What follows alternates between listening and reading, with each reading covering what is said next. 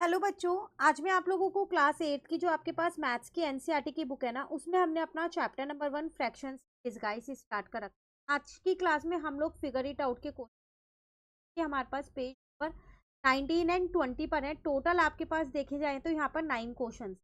तो चलिए हम स्टार्ट करते हैं अपने क्वेश्चन। यहाँ पर क्वेश्चन नंबर 1 है आपके पास। यहाँ पर if a shopkeeper buys a geometry box for ₹75 and sell it for ₹110, what is his profit margin with respect to the cost. एक शॉपकीपर है, उसने एक ज्योमेट्री बॉक्स खरीदा जो 75 रुपीज में खरीदा और उसने उसे बेच दिया 110 में।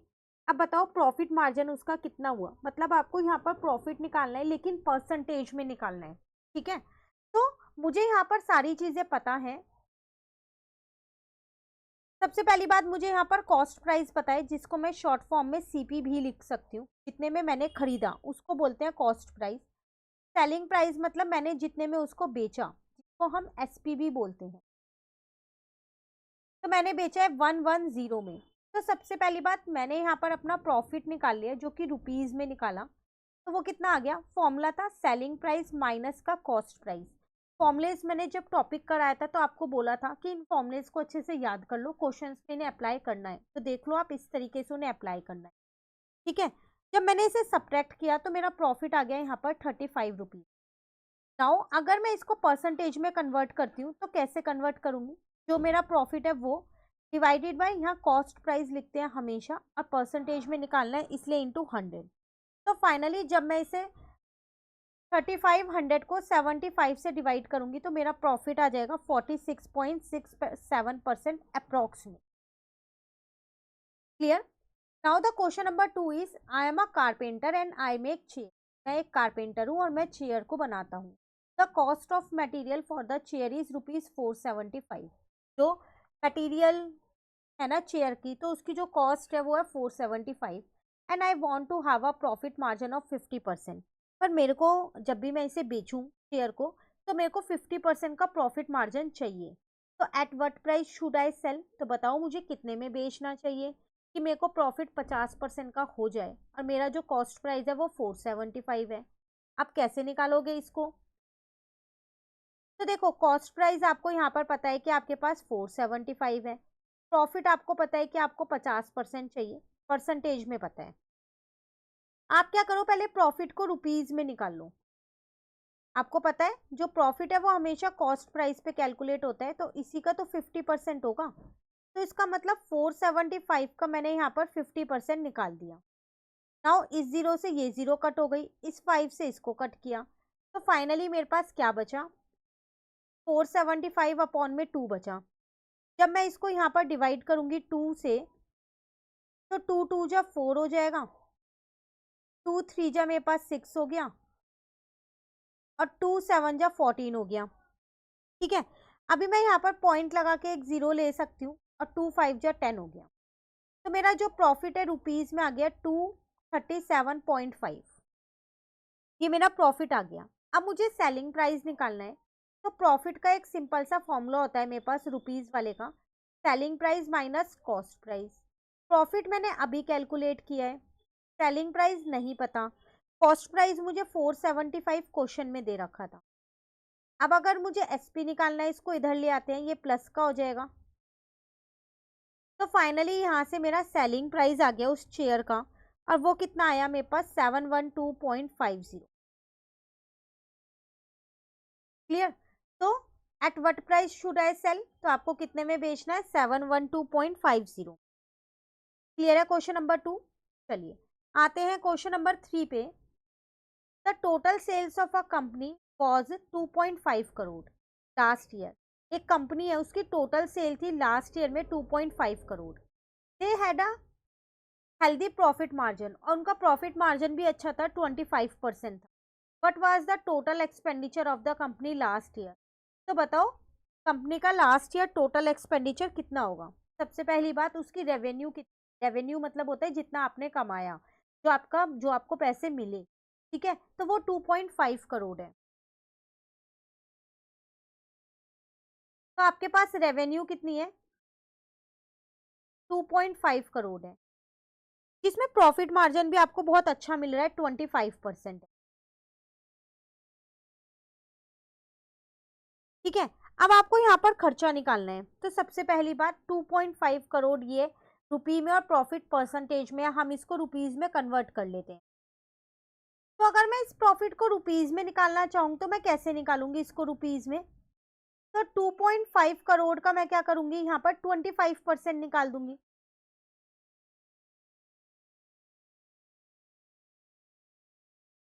ठीक है ना। तो फाइनली मेरा आंसर यहाँ पर आ जाएगा 625, जिसको मैं लिख सकती हूँ 0.625 करोड़। लिख सकते हैं ना। 1 करोड़ में अगर आप देखो तो 7 जीरोज होती हैं। जब आप इसे सॉल्व करोगे, पॉइंट हटाओगे और आगे 7 जीरो लगाओगे तो फाइनली यही आंसर आएगा। देखो, पॉइंट हटाया, नीचे 1000 आ गया। अब करोड़ है तो यहाँ पर मैंने 7 जीरोस काउंट करके लगा दी। अब ये 3 जीरो कट हो गई तो फाइनली यही बचा ना। क्लियर। तो मैंने यहाँ पर क्या किया, अपना पहले प्रॉफिट निकाल लिया क्योंकि वो मुझे परसेंटेज में गिवन था। अब मुझे क्या करना है, यहाँ पर एक्सपेंडिचर निकालना है कि कितना होगा। अब हम एक्सपेंडिचर निकालेंगे कैसे?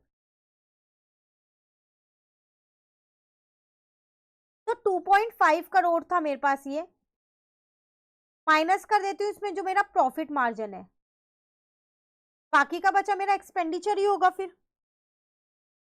ठीक है ना। तो फाइनली मेरा एक्सपेंडिचर निकल गया 1.875 करोड़। मैंने 2.5 करोड़ में से कितना, जो मेरा प्रॉफिट था वो हटा दिया, रेवेन्यू में से प्रॉफिट हटा दिया, तो मेरा क्या बच गया, expenditure. Clear. Now next question number 4 is a clothing shop offer a 25% discount on all shirt. एक शॉप है जहां पर कपड़े बेचे जाते हैं, वो हर शर्ट पे 25% का डिस्काउंट देते हैं। If original price of the shirt is 25, मान लो शर्ट का ओरिजिनल प्राइस 300 है, how much will Anwar have to pay to buy this. और एक बॉय है, उसको ये शर्ट खरीदनी है, तो बताओ वो कितना पे करेगा? तो ऑब्वियस सी बात है, डिस्काउंट लेस करके ही पे करेगा, है ना। तो यहाँ पर लिखते हैं जो ओरिजिनल प्राइस है हम उसको मार्क्ड प्राइस कहते हैं। ये हम अपने टॉपिक में सीख के आए थे। मार्क्ड प्राइस है मेरे पास 300, इसमें मुझको डिस्काउंट मिल रहा है कितना, 25% का। तो पहले मैं यहाँ पर डिस्काउंट जो है वो रुपीज में निकाल लेती हूँ। तो 300 का अगर मैं यहाँ पर 25% निकालती हूँ तो 2 जीरो से 2 जीरो कट गई, मेरे पास 75 रुपीज का डिस्काउंट आ गया। तो इसका मतलब वो कितना पे करेगा, सेलिंग प्राइस कितना हो जाएगा मेरे पास, 300 रुपए की शर्ट थी, उसमें से 75 रुपए का डिस्काउंट माइनस कर दिया, तो टोटल वो 225 पे करेगा। तो हम यहाँ लिख देते हैं प्राइस टू पे, कितना उसने पे किया, 225 रुपीज उसने पे किए उस शर्ट के लिए। Clear. Now the next question number 5 is the petrol price in 2015 was 60 and rupees 100 in 2025. What is the percentage increase in the price of the petrol? MCQ question है एक तरीके से। आपसे कह रहा है पेट्रोल का जो प्राइस था 2015 में 60 रुपए था और 2025 में 100 रुपए हो गया, तो कितने परसेंट से इंक्रीज हुआ? तो आपको याद होगा हमने इंक्रीज और डिक्रीज का भी एक टॉपिक किया था, परसेंटेज इंक्रीज और डिक्रीज, तो वही यहाँ पर हम निकालेंगे। तो परसेंटेज इंक्रीज कैसे निकालेंगे, कितने का चेंज होता है वो डिवाइडेड बाय होता है ओरिजिनल, और परसेंटेज में निकालना है इसलिए मल्टीप्लाई 100। चेंज कितने का हुआ, 40 रुपए का, क्योंकि नया प्राइस 100 हो गया, पुराना प्राइस 60 था, ओरिजिनल प्राइस 60 रुपए था। तो 40 अपॉन में 60 इंटू में 100 हो गया। इस जीरो से इस जीरो को काटा, इसको 2 से काटा, इसको 2 से काटा, नाउ 200 अपॉन में 3 आ गया। तो जब आप डिवाइड करोगे तो 66.66 समथिंग आपका आंसर आएगा अप्रोक्स में। इतने परसेंट से आपका प्राइस में चेंज आ गया, इंक्रीज हो गया, तो 66.6 ये आपका आंसर आ गया। Clear. Now next question is, अच्छा यहाँ पर अब अगर आप देखो तो ये नंबर्स रिपीट हो गए हैं 3 4 5 से, ठीक है ना। तो नेक्स्ट आपसे क्या कह रहे हैं, Samsung bought a car for rupees 4,40,000 after getting a 50% discount from the car dealer. What was the original price of the car? एक बॉय है, उसने एक कार खरीदी है जो 4,40,000 में खरीदी, लेकिन ये डिस्काउंट के बाद का प्राइस है 4,40,000। आप मुझे ये बताओ ओरिजिनल प्राइस था क्या कार का? तो ये तो सेलिंग प्राइस हो गया ना, मतलब मुझे मार्क्ड प्राइस निकालना है यहाँ पर, यही बात है। चलो यहाँ पर करते हैं। अब मैं इसको आंसर नंबर 3 लिख रही हूँ क्योंकि आपके बुक में यहाँ नंबर की मिसप्रिंट है, तो जो बुक में लिखे हैं वही मैं यहाँ लिख रही हूँ, ठीक है। तो आपसे वो यहाँ पर क्या कह रहा था, डिस्काउंट था आपके पास 15% का।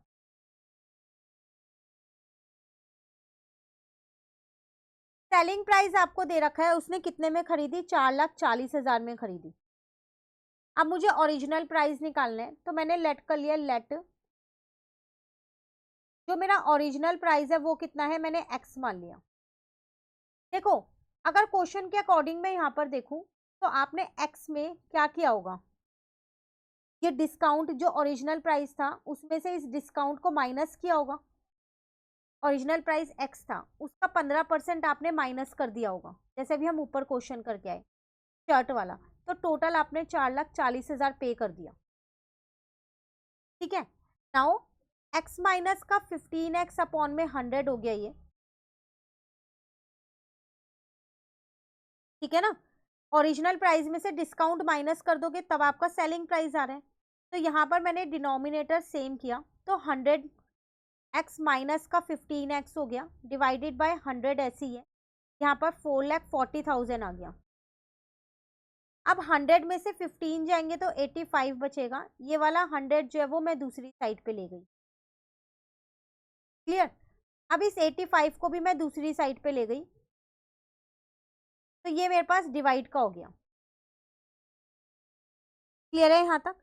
अब अगर मैं देखूं 4,40,000 को मैं 5 से डिवाइड करती हूँ तो मेरे पास 88,000 आ जाएगा, और ऐसे ही मैं 85 को भी 5 से डिवाइड कर सकती हूँ तो मेरे पास 17 आ जाएगा।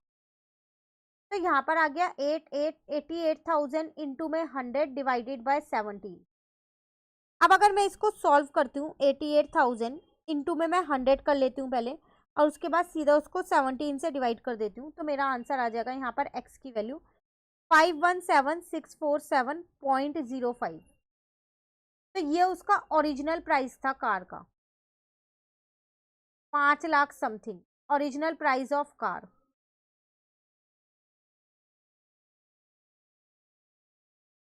क्लियर, अप्रोक्स में इतना प्राइस था। नेक्स्ट आते हैं क्वेश्चन पे। 1600 people voted in an election and the winner got 500 votes.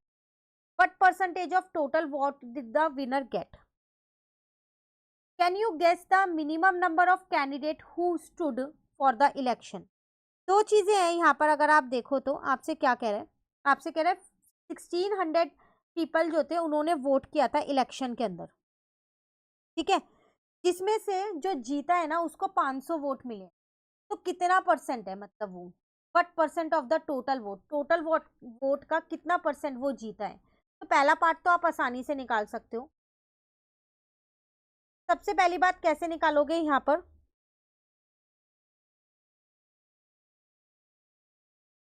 Percentage of votes did vote winner get, तो उसे 500 वोट मिले, टोटल 1600 वोट थे, परसेंटेज में निकालना है 100 से इंटू कर दिया, 2 जीरो से 2 जीरो काट दी, 500 को मैंने क्या किया 16 से डिवाइड कर दिया, ठीक है ना। तो यहाँ पर मेरा परसेंटेज में आ जाएगा, तो जब मैं इसको डिवाइड करती हूँ तो मेरा आंसर आ रहा है 31.25%। इतने परसेंट वोट से वो जीता है। अभी आपसे एक और चीज कह रहा था कि आप मुझको ये बताओ, can you guess the minimum number of candidate, कितने कैंडिडेट हो सकते हैं उस इलेक्शन में। देखो जो जीतने वाला है उसके 500 वोट हैं, तो मिनिमम कैंडिडेट होंगे कितने, 500 तो इसने ही ले लिए, 1100 वोट और बचे हैं। अब 1100 वोट अगर आप सोचो 2 जनों में डिवाइड करोगे तो कितने मिलेंगे, 500 से ज्यादा 550, तो 2 जनों में तो हो नहीं सकते क्योंकि ये तो जीता है ना। 3 जनों में भी नहीं हो सकते, तो इसका मतलब जो मिनिमम कैंडिडेट है वो आपके 4 होंगे। से ज्यादा भी हो सकते हैं, ज्यादा से ज्यादा कितने भी हो सकते हैं, पर कम से कम 4 होने चाहिए, क्योंकि जीतने वाले का जो वोट है वो 500 दे रखा है इसीलिए। Clear. Now the next question number 5 is the price of 1 kg of rice was 38 rupees in 2024. It is rupees 42 in 2025 what is the rate of inflation. कह रहे राइस का जो प्राइस था 1 kg का वो 2024 में तो 38 था, 38 था, 2025 में 42 हो गया, तो बढ़ गया ना। तो परसेंटेज बतानी है कितने से बढ़ा, उसे इन्फ्लेशन रेट भी कहते हैं। तो वही सेम फॉर्मूला जो भी हमने ऊपर लगाया था वही वाला लगाते हैं यहाँ पर भी, परसेंटेज इंक्रीज का। तो जो चेंज है वो यहाँ लिखेंगे, डिवाइडेड बाय जो ओरिजिनल है वो यहाँ पर लिखेंगे, मल्टीप्लाई में 100 कर देंगे। ठीक है, चेंज कितने का है 42 माइनस 38, ओरिजिनल मेरे पास कितना था 38, इंटू में 100 हो गया। तो यहाँ पर तो 4 बचा, तो 400 आ गया, अपॉन में 38 हो गया। ठीक है, अब हम क्या करेंगे 400 को 38 से डिवाइड कर देंगे। तो फाइनली मेरा रेट ऑफ इन्फ्लेशन आ गया 10.52% अप्रॉक्स में आया है। ठीक है, तो हम यहाँ लिख देंगे rate of inflation 10.52%। Clear. Now the next question है आपके पास, a number increase by 20% become 90, what is the number. एक नंबर है जो 20% से इंक्रीज होने के बाद 90 हो गया है। अब बताओ नंबर क्या था, ओरिजिनल नंबर मुझे नहीं पता, तो अगेन उसे भी लेट कर लेते हैं। Let original number is equal to x, question के अकॉर्डिंग ये 20% से बढ़ गया है, तो मैंने इसको इसमें 20% इसका जोड़ दिया, तो नंबर हो गया मेरा 90। ठीक है, अब ये हो जाएगा x प्लस 20x अपॉन में 100, डिनोमिनेटर सेम कर रही हूँ, तो 100x प्लस का 20x और नीचे का 100 ऐसे ही रहेगा। नाउ ये हो गया 120x और यहाँ आ गया 90 इंटू में 100, तो इस x को यहीं छोड़ दिया और 120 को नीचे लेके आ गई, 0 से 0 काट दी, इसको 3 से काटा, इसको 3 से काटा, इसको 100 को 4 से काट दिया, मतलब आपका जो नंबर था वो 75 था। तो आप यहाँ लिख सकते हो कि जो आपका ओरिजिनल नंबर था वो कितना था 75, तो इसका 20% इंक्रीज हुआ, तो वो कितना बन गया आपका 90 बन गया। क्लियर।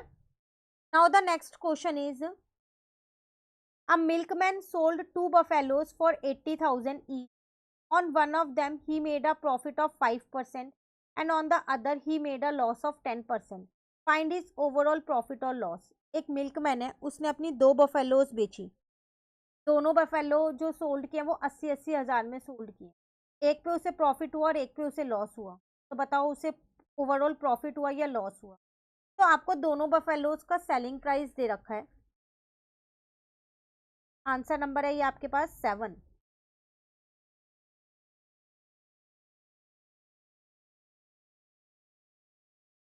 तो सेलिंग प्राइस ऑफ बोथ, दोनों का सेलिंग प्राइस था 80 था, दोनों का 80,000 ईच। तो यहां से मैंने अपना टोटल सेलिंग प्राइस निकाल दिया, तो 80,000 प्लस 80,000, तो मेरा सेलिंग प्राइस आ गया यहाँ पर 1,60,000। अब मुझे यहाँ कॉस्ट प्राइस भी पता होनी चाहिए ना, तभी तो मैं ओवरऑल प्रॉफिट या लॉस निकाल पाऊंगी। पहले वाले पे उसे 5% का प्रॉफिट हुआ, तो केस 1 यहाँ पर लेते हैं, जिसमें उसे प्रॉफिट हुआ है 5% का। तो यहाँ मैंने लेट कर लिया, लेट कॉस्ट प्राइस जो है वो मेरा एक्स है, तो फिर मैं अपना प्रॉफिट निकाल सकती हूँ यहाँ रुपीज, क्योंकि वो इसी का ही तो 5% है ना, तो वो हो जाएगा 5x अपॉन में 100।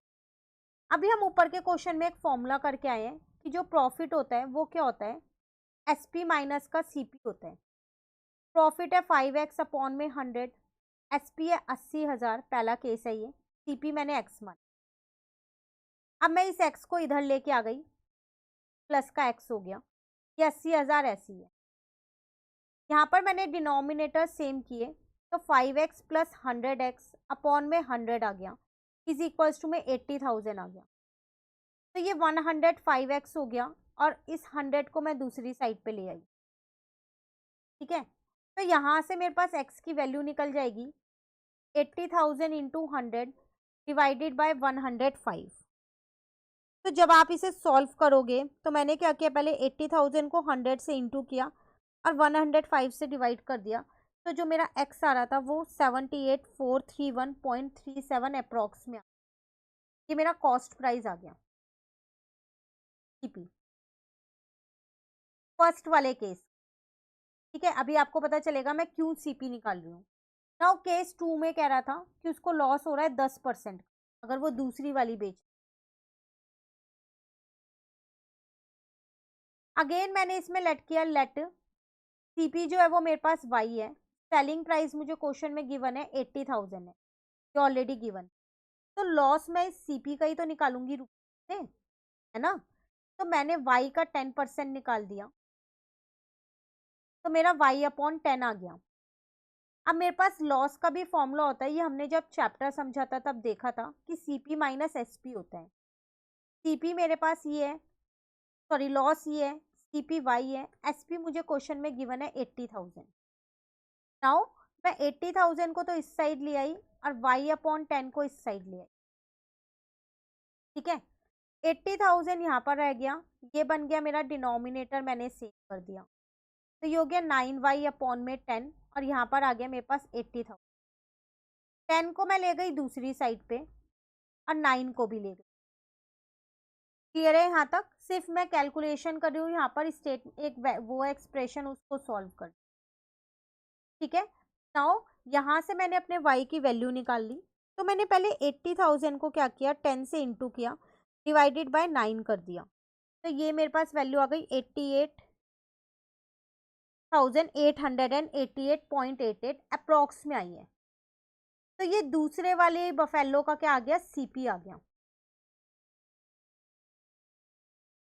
अब मैं यहाँ से टोटल सीपी निकाल सकती हूँ, जैसे मैंने टोटल एसपी निकाला था, क्योंकि मुझे दोनों केस का सीपी मिल चुका है। इसका था मेरे पास कितना, 78431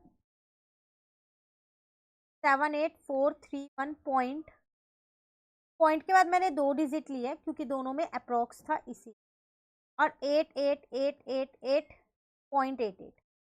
अब मैं इन दोनों को प्लस करके क्या करती हूँ, अपना टोटल सीपी निकाल लेती हूँ। ठीक है, 0.37 प्लस, अब मैंने यहाँ पर इसको भी प्लस कर दिया, तो मेरे पास आ गया 167,320.25। नाउ ओवरऑल प्रॉफिट और लॉस निकालना था। तो अगर आप यहाँ पर देखें, ये टोटल कॉस्ट प्राइस है 1,67,000 समथिंग और सीपी था 1,60,000।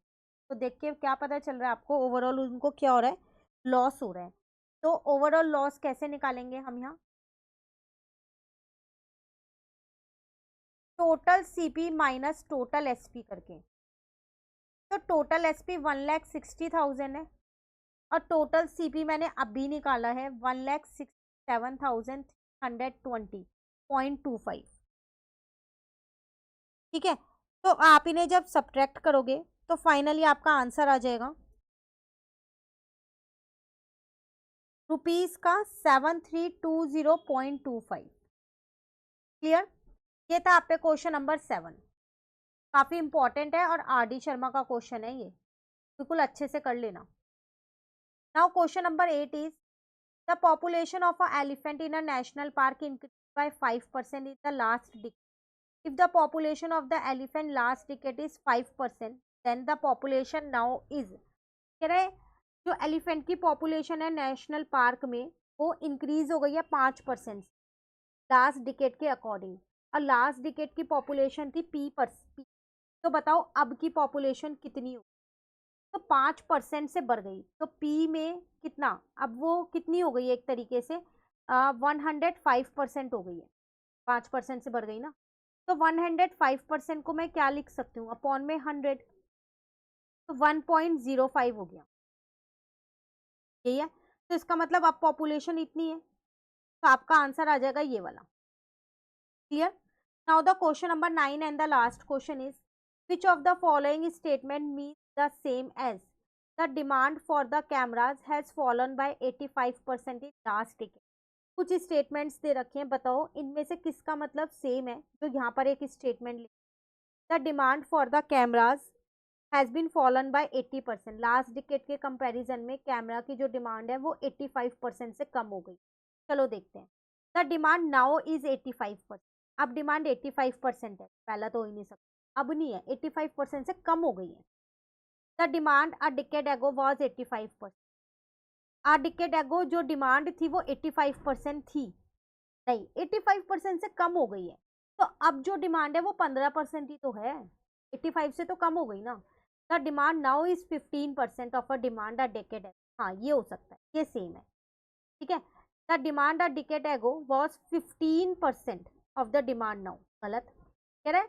आज की जो डिमांड है और आ डिकेड एगो जो डिमांड थी वो 15% थी, गलत है। Now the demand a decade ago was 185% of the demand now, कह रहे जो a decade ago जो जितनी डिमांड थी ना वो 185% थी आज के कंपैरिजन में। तो कह सकते हो ये स्टेटमेंट भी तो वही बात बता रही है, वही बात बता रही है ना आपको। 10 साल, डिकेड मतलब क्या है यहाँ पर, 10 है ना, 10 ईयर। तो 10 साल पहले जो डिमांड थी वो 185% ही थी आज की डिमांड से, क्योंकि आज की जो डिमांड है वो 85% से कम हो गई। तो इसका मतलब ये वाली स्टेटमेंट भी एक तरीके से यही बता रही है, थर्ड वाली भी और फिफ्थ भी। द डिमांड नाउ, आज मेरी डिमांड 185% हो गई, ये तो गलत है। आज तो डिमांड कम हो गई है, 185 कैसे हो सकती है, ये तो ज्यादा के केस में हो, है ना। तो दो स्टेटमेंट हमारे को जो है वो मैच करनी है। तो इसी के साथ ये फिगर इट आउट होते हैं कंप्लीट। मिलते हैं नेक्स्ट क्लास में नेक्स्ट टॉपिक के। Thank you.